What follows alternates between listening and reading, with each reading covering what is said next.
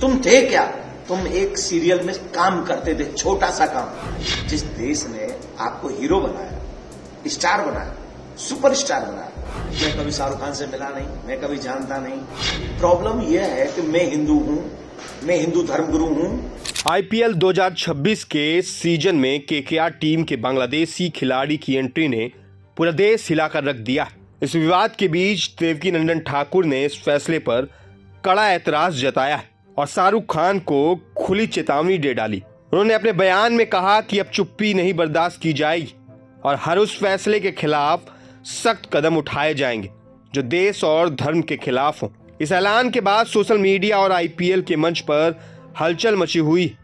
लोग पूछ रहे हैं, क्या शाहरुख खान अब इस विवाद से बच पाएंगे? क्या केकेआर इस बवाल के बीच अपने खिलाड़ी की सुरक्षा सुनिश्चित कर पाएगी?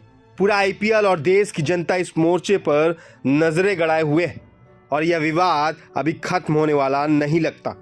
जानिए पूरी कहानी और देवकीनंदन ठाकुर के खुलासों का असर केवल हमारी इस विशेष रिपोर्ट में। आईपीएल में बांग्लादेशी खिलाड़ियों के खिलाफ आप हैं, आपने आवाज उठाई है, क्यों आप खिलाड़ी के खिलाफ हैं, ये सर बताइए।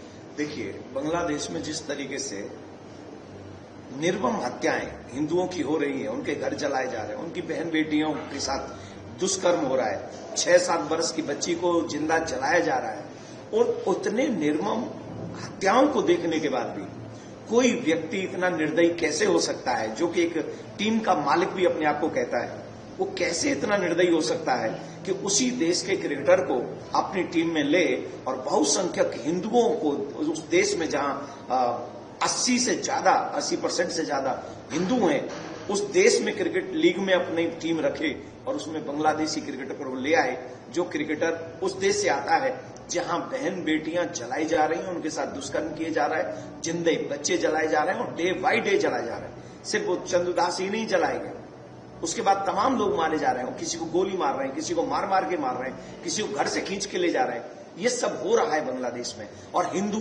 मर रहा है बांग्लादेश में, और हम मौन पे मौन नहीं, हाथ पे हाथ नहीं रख सकते, हम मौन नहीं रह सकते। और उसके बाद जिस देश ने आपको हीरो बनाया, स्टार बनाया, सुपरस्टार बनाया, जिस देश ने इतना सामर्थ्य दिया कि तुम एक क्रिकेट टीम, तुम थे क्या? तुम एक सीरियल में काम करते थे, छोटा सा काम, 500,000 रुपए पर डे पे काम करते थे। आज उस देश ने तुम्हें इतना प्यार दिया, और तुम्हें सिर्फ एक तुम्हारे समुदाय ने नहीं दिया, हिंदू समाज ने भी बहुत ढेर सारा प्यार दिया। उसका फलस्वरूप क्या है? इस देश का ऋण कैसे चुकाओगे? ऐसे चुकाओगे, बांग्लादेशी क्रिकेटर को लाकर हमारी छाती पे खिलाकर। ये है तुम्हारा प्यार इस देश के लिए। तो हम यही कहेंगे, केकेआर का मैनेजमेंट, उनके बॉस ये समझे और उस क्रिकेटर को बाहर करें। 9 करोड़ 20 लाख रुपया जो उस क्रिकेटर को दे रहे हैं, वो पैसा अगर जो बच्चे हिंदू वहां मारे जा रहे हैं, वही पैसा एज ए क्षमा, सॉरी फील करते हुए उनके रिश्तेदार अगर हिंदुस्तान में हैं, तो उनके हिंदुस्तान में उन क्रिकेटर और उन हिंदू बच्चों को देने चाहिए, जिससे कम से कम ये पता लग सके कि हाँ, इनकी संवेदना हम हिंदुओं के साथ में है। सर, आपके इस विरोध से जो जाहिर हो रहा है वो कि आप शाहरुख खान को टारगेट कर रहे हैं।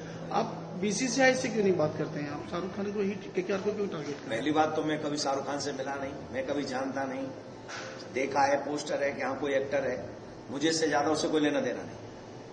मैं अपने फील्ड में रहता हूं, मैं अपना काम करता हूं, मैं फिल्म नहीं देखता, मैं ऐसे काम नहीं करता जिससे दुनिया के चरित्र खराब हो, ठीक है?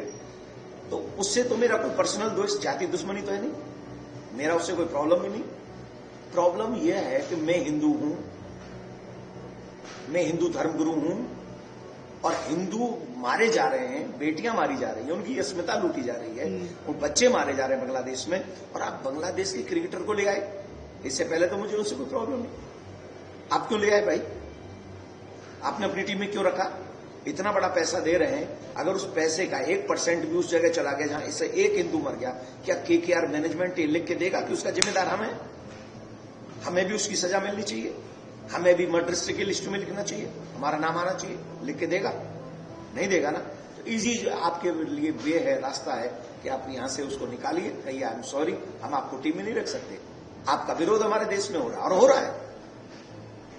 उस क्रिकेटर का ही नहीं हो रहा है। मैंने तो कहा है हिंदुस्तानियों से, सनातनियों से, एक भी बांग्लादेशी को अपने यहां पर काम मत दो, चाहे वो कोई भी हो, उन सबको अपने यहां से निकाल दो। मैंने सबके लिए बोला है। सर सवाल ये है कि आपने बांग्लादेश खिलाड़ियों के खिलाफ आवाज उठाई है, जो आपने वो आवाज बीसीसीआई से भी कहा है या सरकार से भी कहा है, या आपने सिर्फ एक मतलब एक आईपीएल की जो टीम मैनेजमेंट है केकेआर को टारगेट कर रही है उनसे ही कहा है? सर मैंने सबसे पहले जब मुंबई में मैं कथा कर रहा था तो मैंने बीसीसीआई से भी कहा है, सरकार से भी मैंने निवेदन किया है कि भैया कोई भी बांग्लादेशी क्रिकेटर आईपीएल में नहीं खेलना चाहिए। आईपीएल बना किसके लिए था? आईपीएल बना था सनातनियों को प्रमोट करने के लिए, हिंदुस्तानियों को प्रमोट करने के लिए। आईपीएल इसलिए नहीं बना था विदेशियों को पैसा देने के लिए, बांग्लादेशियों को पैसा देने के लिए, आतंकवाद में सम्मिलित हो जाने के लिए पैसा चला जाए, इसके लिए नहीं बना था आईपीएल। तो मैं सीधी सी बात कह रहा हूं कि चलो वो बीसीसीआई ले आए, खरीदा तो आपने, और भी तो 7 टीमें हैं, उन्होंने तो किसी ने नहीं खरीदा, आपने क्यों खरीदा? जैसे कोरोना काल में पाकिस्तान को तो हेल्प चली गई थी उन महानुभाव की, हिंदुस्तान में कोई हेल्प नहीं हुई, वैसे ही बांग्लादेशी क्रिकेटर को और किसी ने तो नहीं खरीदा, पर ये महानुभाव का प्यार जाग गया वहां के लिए। क्यों जागा? क्यों जागा? इस देश के और देशवासियों के लिए आपकी कोई निष्ठा नहीं है क्या? खाओगे यहां का, दोगे वहां पे? This is not good. Sir RJD की तरफ से ये कहा जा रहा है कि खेल और कला को राजनीति से दूर रखना चाहिए। मैं आरजेडी से निवेदन करूंगा, क्या यही बात तब बोली जा सकती है जब राजनीति में इलेक्शन चल रहा हो कि हिंदू हमें वोट न दे? कोई भी पार्टी, आई एम सॉरी मैं एक पार्टी का नाम ले गया, किसी भी पार्टी को क्या ये कहेंगे कि इलेक्शन टाइम चल रहा है तो भैया नहीं हम वोट से हमको हिंदू दूर रहो? कहेंगे? जब वोट डले तो सब हिंदू चाहिए, और जब हिंदू मरे तो तब क्रिकेट को दूर करो, इनमें मत रखो, संगीतज्ञों को दूर रखो, इनसे दूर, इनसे मतलब इनको इन्वॉल्व मत करो। ये क्या है? ये हमको तो कई बार ऐसा लगता है कि हमको ना बाहरी लोगों से ज्यादा प्रॉब्लम, मुश्किल कम है। अपने ही लोग नहीं समझते, अपने लोगों के साथ नहीं खड़े होते। 6 वर्ष की बच्ची जिंदा जल रही है, ये दिख नहीं रहा हम सबको? क्या उससे भी ऊपर हमारी पार्टी है? उससे भी ऊपर क्रिकेटर है? एक बच्ची जिंदा जल रही है, बच्ची जिंदा जल रही है, उसे जलाया जा रहा है कंट्री में, और हमारे राजनेता लोग कहेंगे कि नहीं आप क्रिकेटर को अलग रखो, क्रिकेट को अलग रखो, संगीत अलग। अरे भाड़ में जाए क्रिकेट, चूल्हे में जाए संगीत। हमारे लिए सबसे ज्यादा महत्वपूर्ण अगर कुछ है तो वो महत्वपूर्ण है हमारे हिंदुओं की जान, हमारे संस्कार, हमारी संस्कृति। तो उसके लिए तो बहुत जरूरी है। सर केकेआर ने जिस प्लेयर को लिया है मुस्तफिजुर रहमान एक अच्छे ऑलराउंडर बॉलर है अच्छे, उस अपने टीम के लिए उनको लिया है, इस पर आपका क्या कहना है? कि जैसा अभी आप कह रहे थे कि उनसे अच्छे, भैया तुम्हें बांग्लादेशी क्रिकेट चाहिए, हमसे बात करें ना, केकेआर मैनेजमेंट हमसे बात करे, उससे अच्छा बॉलर दे दें, ऑलराउंडर दे दें, हिंदू दे दें, ऐसे ऐसे हिंदू दे दें कि मतलब वो मालिक आके खेलने लग जाए तो एक बॉल न खेले उन पे, और एक बॉल ऐसी न कर सके जिसमें चौका छक्का न पड़े उनके पे। केकेआर का मालिक ही करे बॉल उनको, मैं ऐसे खिलाड़ी दे देता हूं उनको। और अगर उन्हें हिंदुओं से नफरत है तो मैं उन्हीं के समाज का कहीं से अरेंज करके दूंगा, उससे बेटर बॉलर और बैट्समैन दूंगा। हिंदुस्तान का लो ना, वो पैसा हिंदुस्तान को दो ना, हिंदुस्तान को पैसा दो, और आपको देना चाहिए। सर आपके विरोध के बाद भी अगर आपकी बात नहीं मानी जाती है, उस खिलाड़ी को खिलाया जाता है, तब आप क्या करेंगे?